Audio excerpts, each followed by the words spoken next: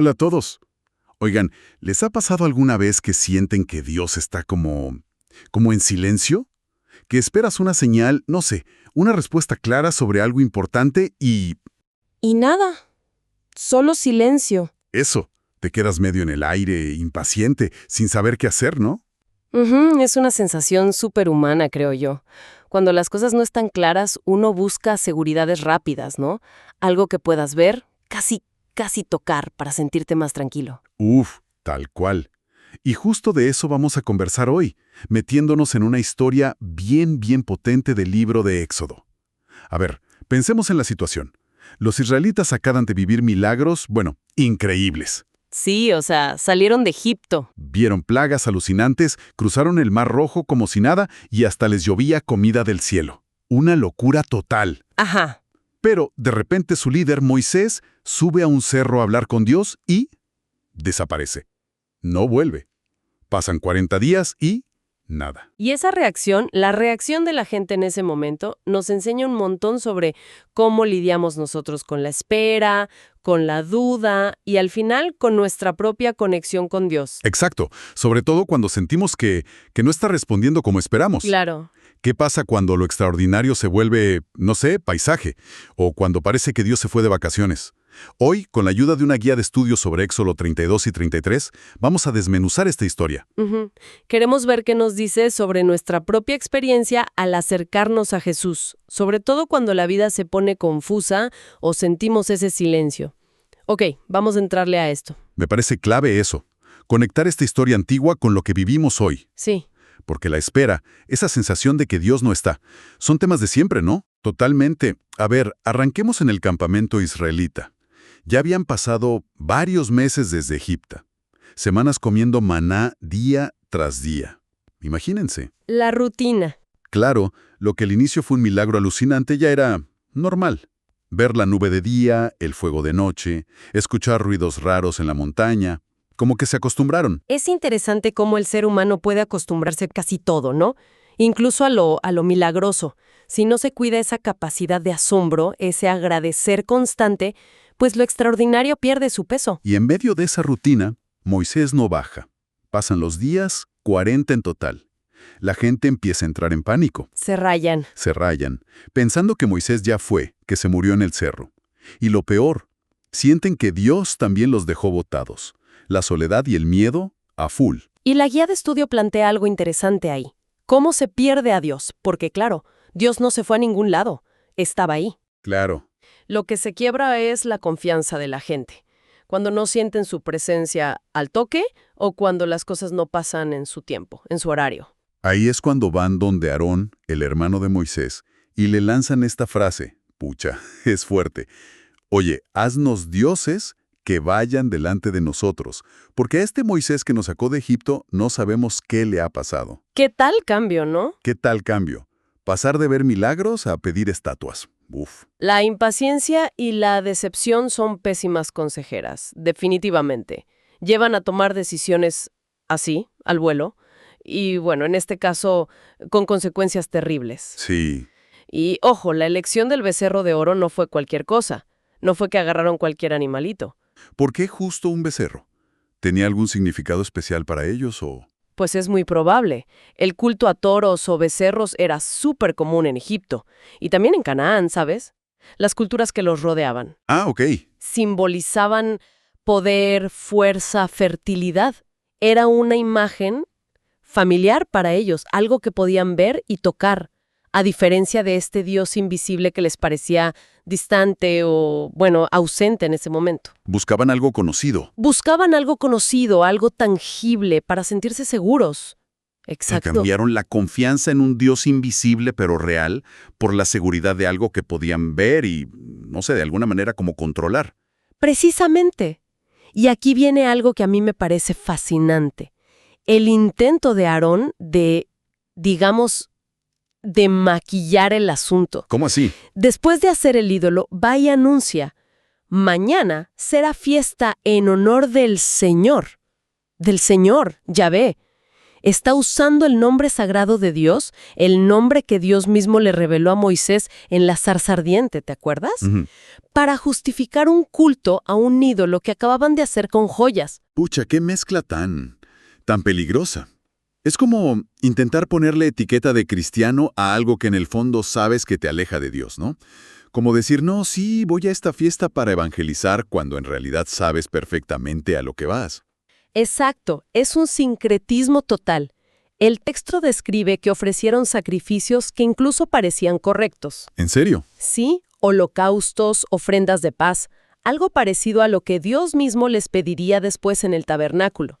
Pero luego dice que se levantaron a divertirse o regocijarse. ¿Y eso qué significa?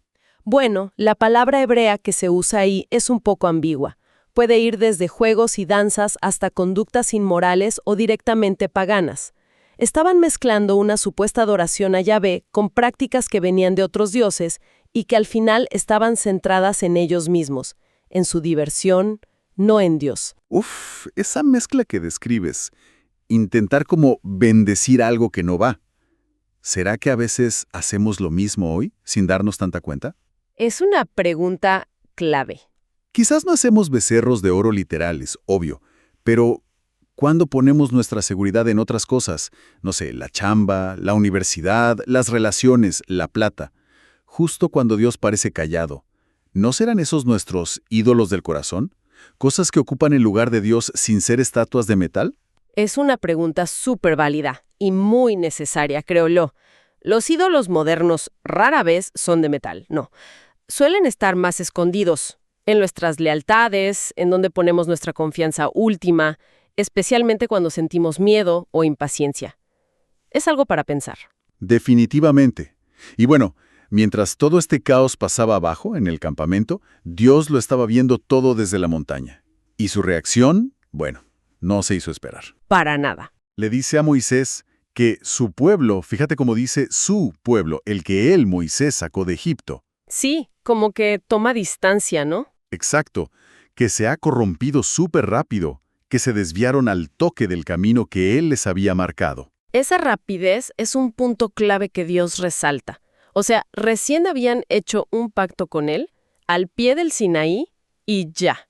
La traición fue casi inmediata. Eso muestra la fragilidad de sus promesas y la profundidad de la ofensa que era para Dios. Y la cosa se pone realmente seria. Dios le dice a Moisés, palabras más, palabras menos, déjame que se encienda mi ira contra ellos y los consuma, y de ti yo haré una nación grande. ¡Wow! O sea, Dios está considerando borrar al pueblo entero y empezar de nuevo, solo con Moisés y su familia. Esto nos da una idea de la gravedad del pecado para Dios. Lo vio como una traición total al pacto que acababan de celebrar. Pero fíjate en algo interesante ahí también.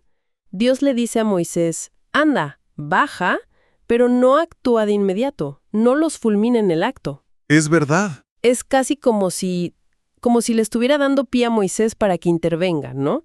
Para que interceda por el pueblo, como que abra un espacio para la conversación, para la misericordia. Y Moisés la capta al vuelo. Pero ojo, no baja corriendo como loco. Se queda arriba y empieza, a hablarle fuerte a Dios. ¡Qué valiente! Sí, es impresionante. Le da básicamente 3 argumentos. Primero, le dice algo como, piensa en tu reputación, Dios. ¿Qué van a decir los egipcios? ¿Que nos sacaste solo para matarnos acá en el desierto? ¿El qué dirán? Segundo, le recuerda, oye, este es tu pueblo, el que tú sacaste de Egipto con tanto poder. Le devuelve la responsabilidad, digamos. Claro. Y tercero, apela a las promesas. Las promesas hechas a Abraham, Isaac y Jacob, de que su descendencia sería incontable. Es clave notar a qué apela Moisés. No dice, perdónalos porque son buenos chicos, o no fue para tanto. No, él sabe que eran culpables. Claro que lo sabe. Él apela al carácter de Dios, su honor, su reputación y a sus promesas, que sabe que Dios no rompe. Conoce al Dios con el que está hablando y sabe qué le importa a él. No apela a la inocencia del pueblo, sino a la fidelidad de Dios. Y le funciona. El texto dice que Dios se arrepintió del mal que dijo que había de hacer a su pueblo. Increíble. Pero la historia no termina ahí, ¿no? Moisés ahora sí baja de la montaña con las 2 tablas de piedra escritas por Dios mismo.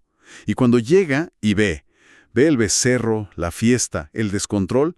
Su propia cólera se enciende, como un reflejo de la de Dios, me imagino, Sí, totalmente. y estrella las tablas contra el suelo. ¡Pum! Un gesto simbólico potentísimo. Esas tablas serán el documento del pacto, como el contrato. Y al romperlas, Moisés está visualizando lo que el pueblo acababa de hacer, romper su acuerdo con Dios. Fue un acto visual muy fuerte. Y Moisés no se queda ahí. Toma el becerro, lo quema, lo muele hasta hacerlo polvito fino, lo mezcla con agua y ¡zas! Se lo hace beber al pueblo. Una forma súper gráfica, ¿no? De mostrarles lo inútil y lo amargo de su ídolo, como diciendo, tráguense su pecado. Uf, encara a Aarón durísimo. Luego hace un llamado. ¿Quién está por el Señor? Júntese conmigo. Los levitas responden y por orden de Moisés ejecutan a unos 3,000 hombres que seguían tercos en la rebelión. Son acciones que hoy nos parecen muy duras, y lo son, pero reflejan la gravedad extrema de la situación. Era necesario cortar de raíz esa idolatría y esa rebelión abierta, para que el resto de la nación pudiera sobrevivir. Muestra el alto costo del pecado y la necesidad de una lealtad clara hacia Dios en ese momento crítico. Pero aquí viene lo que para mí es lo más impactante de todo. Al día siguiente, después de todo ese drama de la confrontación, de la ejecución, Moisés vuelve a subir a hablar con Dios Sí, y hace una segunda intercesión que es aún más azulinante que la primera. así es. Le dice a Dios algo como, mira, este pueblo ha cometido un pecado horrible, pero por favor, te ruego que perdones su pecado. Y si no los vas a perdonar, entonces bórrame a mí de tu libro, el libro que tú has escrito. No puedo creerlo. O sea, estaba dispuesto a perder su propia salvación, su lugar en la lista de Dios, digamos, con tal de que su gente fuera perdonada. Eso es amor en otro nivel. Es una entrega descomunal, ¿verdad? Se identifica tanto con su pueblo pecador que prefiere compartir su destino, su castigo, antes que verlos destruidos. Es increíble. Sin embargo, Dios le marca un límite ahí. ¿Qué le dice Dios? ¿No le acepta el trato o sí? No exactamente. Dios le responde, al que peque contra mí, a ese borraré yo de mi libro. O sea, aunque la disposición de Moisés es increíble y nos da como una sombra, un anticipo de lo que haría Cristo, Ajá. él, como ser humano también pecador al fin y al cabo, no podía ser un sustituto real por el pecado de otros. Su voluntad era admirable, claro, y apuntaba a alguien más grande que vendría después, pero él mismo no tenía el poder para pagar por el pecado ajeno. Entiendo. O sea, su oración sí salvó a la nación de ser destruida en ese momento, ¿no? Dios los perdonó como pueblo y sobrevivieron. Exacto. Pero no podía borrar la culpa individual de esa manera. ¿No podía ponerse él en lugar de cada pecador? Exacto. La intercesión de Moisés fue efectiva para preservar al pueblo como nación, pero la solución de fondo al problema del pecado, a esa raíz de desconfianza que tenían, necesitaba algo mucho más profundo. Y ese algo más profundo nos lleva directo a Jesús, ¿verdad? Porque Moisés ofreció su nombre, pero Dios dijo que cada uno carga con su pecado. La voluntad de Moisés era gigante, pero no alcanzaba para saldar esa deuda. Ahí es donde la historia da un giro fundamental hacia Jesús. Juan el Bautista lo presenta como el Cordero de Dios que quita el pecado del mundo. A diferencia de Moisés, Jesús sí podía ser el sustituto perfecto. ¿Y por qué Jesús sí y Moisés no? ¿Cuál es la diferencia clave, digamos? La diferencia fundamental es quién es Jesús. Siendo Dios mismo hecho hombre, vivió una vida perfecta, sin pecado alguno. Por eso, su muerte sí tenía un valor infinito, un valor suficiente, capaz de cubrir el pecado de toda la humanidad.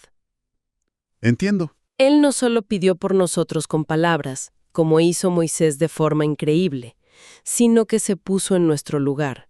Se ofreció a sí mismo como el sacrificio definitivo, como los corderos que se sacrificaban por el pecado en el Antiguo Testamento, pero de una vez y para siempre. Su muerte tuvo un valor que llamamos expiatorio, es decir, la capacidad de pagar completamente la deuda del pecado. Entonces, Jesús viene a ser como la respuesta a esa desconfianza de fondo que vimos desde el inicio, ¿no? Con Eva en el Edén y aquí con los israelitas y su becerro. Esa tendencia humana a dudar de Dios, de su bondad, de sus intenciones, sobre todo cuando no lo vemos actuar como quisiéramos o en nuestro tiempo. Exactamente. La raíz del pecado, tanto el original allá en Génesis como el del becerro de oro aquí en Éxodo, es esa desconfianza en quién es Dios realmente y cómo actúa. Y Jesús vino, precisamente, a mostrarnos cómo es Dios en realidad. A través de su vida y sobre todo de su muerte, reveló el carácter de Dios de una forma que nadie más podía. Un amor dispuesto a darlo todo, a sacrificarlo todo, para restaurar esa confianza rota entre nosotros y Él. A veces se escucha, ¿no? Como mencionan las fuentes que usamos, citando a gente como, bueno, ateos como Dawkins, que el Dios del Antiguo Testamento parece muy duro, muy castigador. ¿Cómo responde Jesús a esa imagen que algunos tienen? Jesús responde con su propia vida de servicio, de amor incondicional, y todo eso culmina en la cruz. Su muerte no fue solo un acto de sufrimiento físico terrible, que lo fue, Claro. sino que fue la máxima demostración de un amor que se entrega sin reservas, sin pedir nada a cambio. Y esto nos lleva a preguntarnos, ¿cómo demostró ese amor de forma tan radical en la cruz? Me imagino que tiene que ver con lo que pasó justo al final, ¿no? Ese abandono que sintió. Exacto. No fue solo el dolor físico de los clavos o la asfixia. Las fuentes que usamos, basándose en escritos teológicos como los de Elena G. de White, hablan de algo mucho más profundo. Jesús experimentó lo que a veces se llama la muerte segunda. La muerte segunda. ¿Qué significa eso? Significó sentir la separación total y absoluta de Dios Padre, la misma separación que merece nuestro pecado. Sintió sobre sí mismo toda la angustia del pecador perdido, la sensación horrible de que Dios le daba la espalda, porque estaba cargando con toda nuestra basura, nuestro pecado. Por eso gritó desde la cruz, Dios mío, ¿por qué me has desamparado? Fue el peso del pecado del mundo, separándolo de la fuente de vida. Uf, qué fuerte pensar en eso. Sentir esa separación total de Dios, que es, al final, la consecuencia más terrible del pecado, ¿no? El infierno mismo, digamos. Fue el costo máximo. Jesús vivió esa separación para que nosotros, al confiar en Él, al aceptarlo, nunca tengamos que pasar por ella eternamente. Fue la prueba máxima del amor de Dios y de hasta dónde estaba dispuesto a llegar para rescatarnos de esa separación. Entonces, para nosotros hoy, acercarnos a Jesús significa entender esto. Él hizo lo que Moisés solo pudo desear hacer. Él sí tomó nuestro lugar de verdad. Su sacrificio no solo nos ofrece perdón por nuestros becerros de oro personales, sean grandes o pequeños, públicos o secretos, sino que también sana esa herida de desconfianza que tenemos hacia Dios. Es la demostración más clara y contundente de que Dios nos ama de una manera que nos vuela la cabeza, sinceramente. Como dice una idea muy potente citada en las fuentes que revisamos, Dios preferiría dejar de existir antes que vivir eternamente sin nosotros. Ese es el nivel de compromiso y amor que Jesús nos reveló en la cruz. Entonces, a ver, ¿qué nos llevamos de todo esto? Resumiendo un poco rápido, vimos cómo la espera y el silencio de Dios pueden poner a prueba nuestra fe bien fuerte. Vimos cómo fácil es caer en crear ídolos, ¿no? Cosas o personas en las que ponemos nuestra seguridad cuando sentimos que Dios está lejos o se demora. Sí. Reconocimos el poder que tiene alguien que se preocupa de verdad e intercede por otros, como hizo Moisés. ¡Qué ejemplo! Increíble. Y sobre todo, vimos que la intercesión y el sacrificio de Jesús son la respuesta definitiva de Dios, la que nos muestra cómo es Él en realidad. Puro amor y entrega total por nosotros. Y es vital recordar que esta historia de Éxodo no es solo un cuento antiguo, no. Es un espejo de nuestras propias luchas con la fe, la paciencia, la tentación de buscar seguridades en cualquier cosa menos en Dios. Pero la buena noticia, la noticia increíble realmente, es que la respuesta de Dios en Jesús sigue súper vigente y accesible para todos hoy. Su amor, el que demostró en la cruz, es de verdad más fuerte que la muerte. Para cerrar, hay una idea que me quedó dando vueltas, basada en algo que dice el profeta Ezequiel y que mencionaban las fuentes. Moisés destruyó un ídolo físico, el becerro, pero Ezequiel habla de ídolos del corazón. Ah, sí. Quizás la pregunta para reflexionar que nos deja esta conversa es, ¿Qué becerros de oro modernos, quizás más escondidos que una estatua, construimos en nuestro corazón? ¿Qué cosas ponemos en el pedestal cuando sentimos que Dios tarda o está en silencio? Ujú. Puede ser la chamba, las notas de la universidad, la aprobación en redes sociales, una relación. ¿En qué o en quién estamos poniendo nuestra confianza y nuestra seguridad última en lugar de ponerla en Él? Es una pregunta fundamental para mirarnos por dentro, ¿no?